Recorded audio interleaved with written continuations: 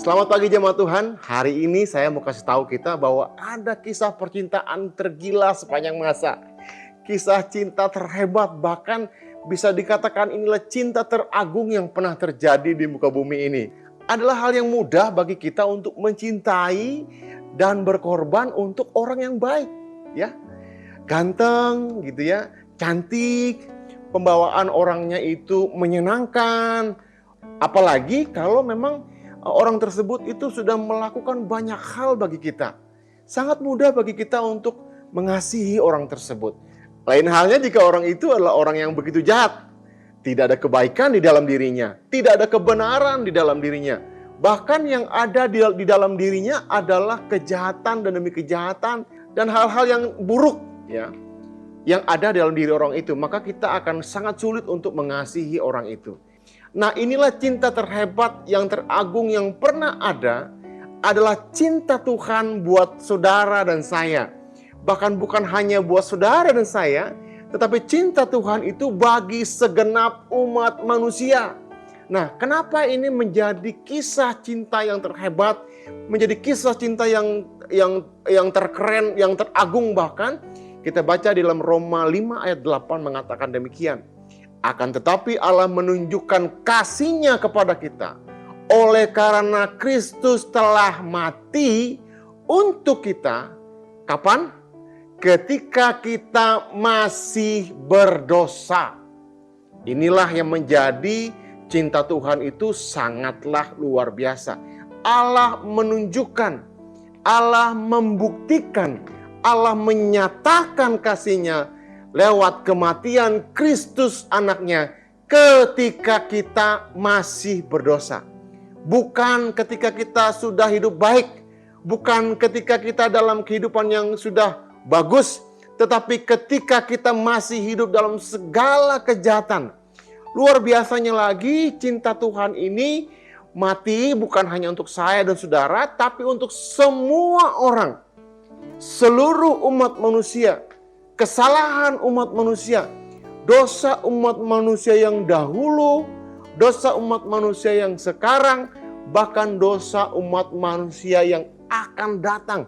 Bayangkan betapa dahsyatnya ini cinta Tuhan buat saudara dan saya. Masih adakah keraguan dalam hati kita? Oh, apakah Tuhan mencintai hidup saya? Seharusnya pertanyaan ini sudah tidak lagi kita tanyakan. Seharusnya tidak ada keraguan lagi di dalam diri kita betapa Tuhan mencintai kita dengan begitu kuat. Yang kedua, kenapa cinta ini begitu agung dan dahsyat? Karena kita dibenarkan oleh darah-Nya. Artinya kita yang secara hukum pada posisi yang salah dianggap benar, dibenarkan oleh karena pengorbanan Yesus di kayu salib.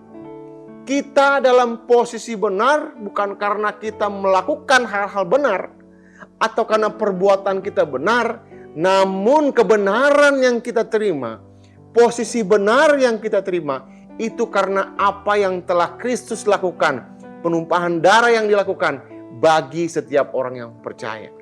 Yang ketiga, bukan hanya dibenarkan oleh darah-Nya. Ini yang luar biasa. Bahkan kita diselamatkan dari murka Allah karena kita percaya akan kematian Yesus, ya. Karena kita percaya akan pendamaian di dalam Kristus ketika kita percaya kepadanya sebagai Tuhan dan juru selamat kita. Kita diselamatkan dari murka Allah. Roma 5 ayat yang ke-9 mengatakan demikian. Nah, apa implikasi dari semua ini? Apa implikasi dari kebenaran yang kita terima pagi hari ini? Nah, implikasi dari kebenaran pagi hari ini adalah jika saya dan saudara begitu dicintai Tuhan, maka agaknya tidak berlebihan jika kita akan melakukan apa saja yang Dia minta atas hidup kita. Bahkan seharusnya kita melakukannya dengan sukarela. Sebelum Dia memintanya kepada kita, kita sudah melakukan yang terbaik yang kita bisa lakukan bagi kemuliaan nama Tuhan. Ya, mari kita jemaat Tuhan, kita akan mentaati, kita akan mengikuti, kita akan melayani Dia, kita akan melakukan apapun yang terbaik untuk menyatakan betapa kita bersyukur kepada Tuhan. Betapa kita berterima kasih kepada Tuhan. Jemaat Tuhan, saya mengajak kita untuk melakukan yang terbaik yang kita bisa lakukan. Hanya karena Tuhan sudah melakukan jauh yang lebih baik dalam kehidupan kita. Mari kita berdoa. Bapa di surga, terima kasih buat firman-Mu pagi hari ini. Tuhan, Engkau melakukan segala sesuatu. Bahkan Engkau rela memberikan anak-Mu yang tunggal supaya kami tidak binasa. Terima kasih Bapa di surga. Di dalam nama Tuhan Yesus Kristus kami bersyukur dan berdoa. Amin.